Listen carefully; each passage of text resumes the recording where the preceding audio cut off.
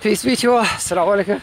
It's Omar Abdul-Malik, physician associate, health educator, and endurance athlete and family man. So I'm here doing my pre-workout.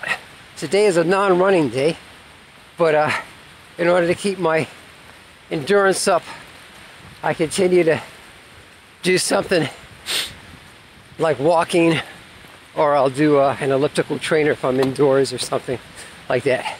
But I love being out here with nature. Sometimes I procrastinate on getting out here, especially if it's cold like today. It's in the 30s. It's March 1st, so happy March to you guys. Good morning, how you doing? How you doing? Good. All right. Let's go see that guy. But that segues to my talk, my brief talk about why I do this. Some of you guys may know I'm a very busy hospitalist PA. I work with very sick patients, and that means that I've got to deal with other people's problems.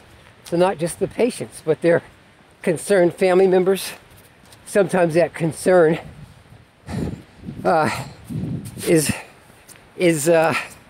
translated into despair, and the despair could turn into anger. It's manifested as anger. So they may be yelling at the patient care technicians and certified nursing assistants and RNs and therapist, a doctor, and then me even. But you know, that can be stressful if I allow it to be. But one of the things that helps me deal with stress is being out here, especially being out here with nature and working out.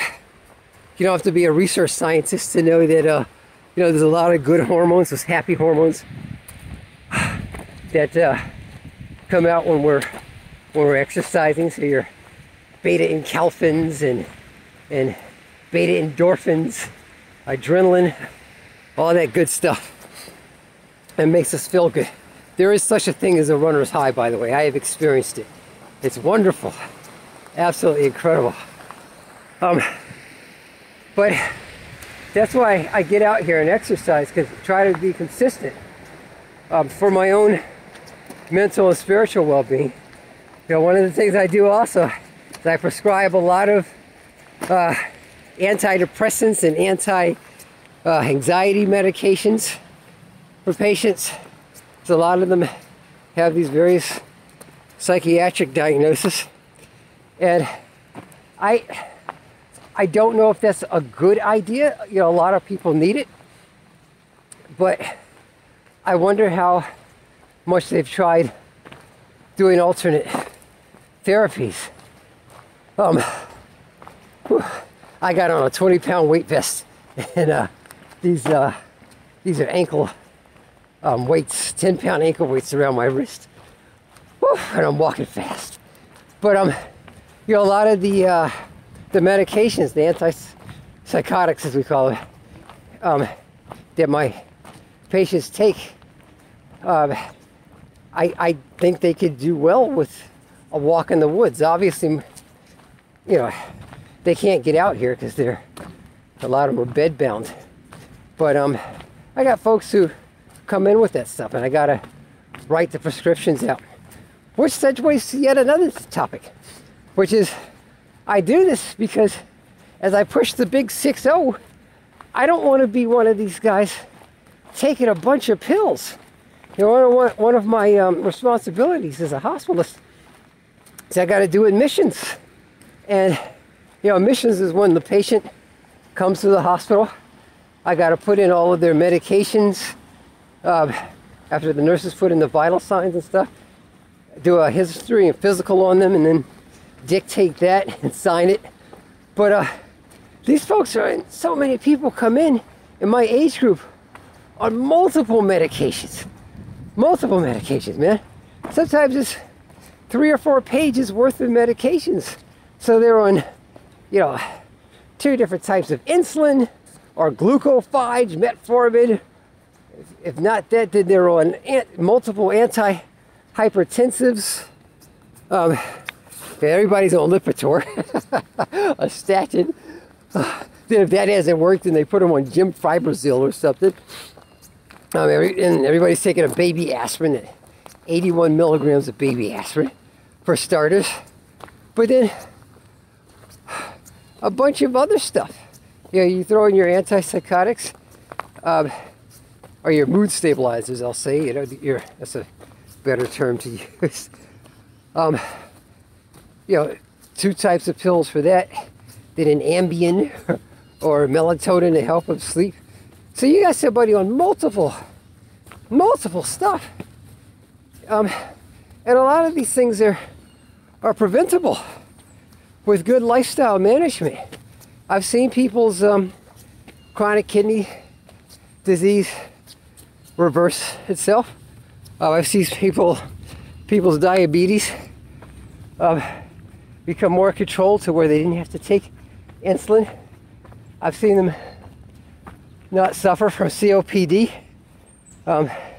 They quit smoking and really stopped before a lot of the lung damage was done. But it takes discipline. God, what? Look at this hill. But that's why I do this. Thank God I'm not, other than an occasional ibuprofen and then a caffeine pill, which I'm trying to, but I don't want to drink coffee or Red Bull, which I'm trying to kick that habit actually. I don't want to be taking anything, and I want to help my fellow middle-aged people not to have to take stuff if they can. Whew. This is a steep hill. That's it for now. By the way, hey guys, how are you? I'm training for my first ultra marathon, the JFK 50 miler, which will be in November. I'd like to place at least fairly high in my age group. That'll be the 50 to 59. Look at that. Look how far I came. Oh my gosh. Woo. But anyway, that's it for now. Oh, one more thing.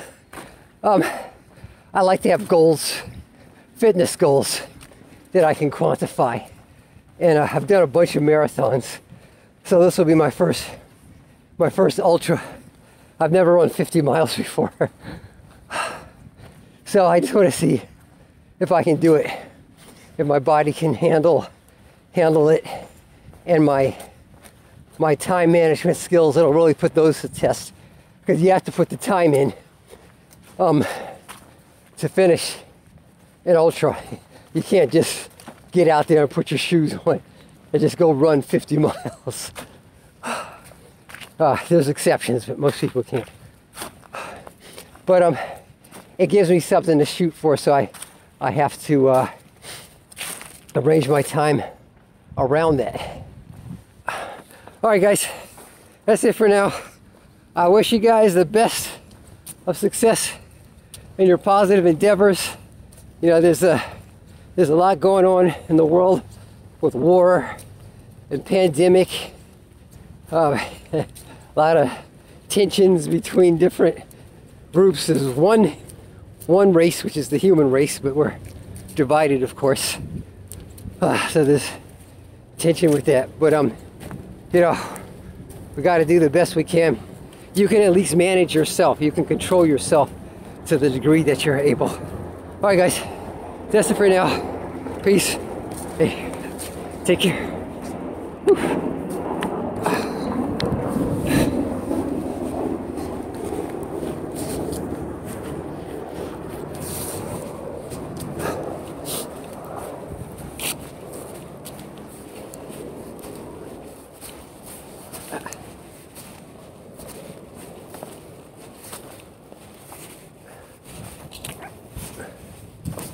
Going downhill is always easier than going uphill.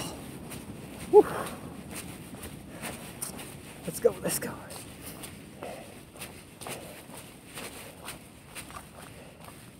I came up the hill, now I'm going down. Every hardship is followed by ease. فإن مع العسر يسرا إن مع العسر يسرا. Woo. Let's go.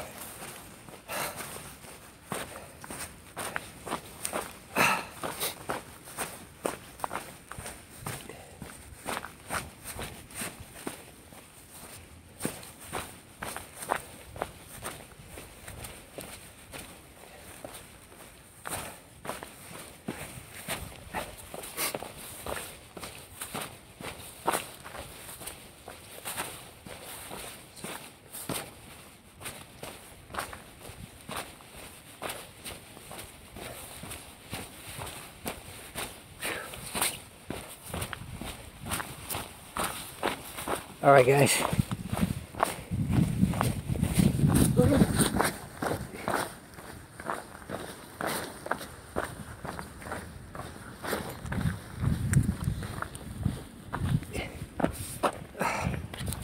Take care.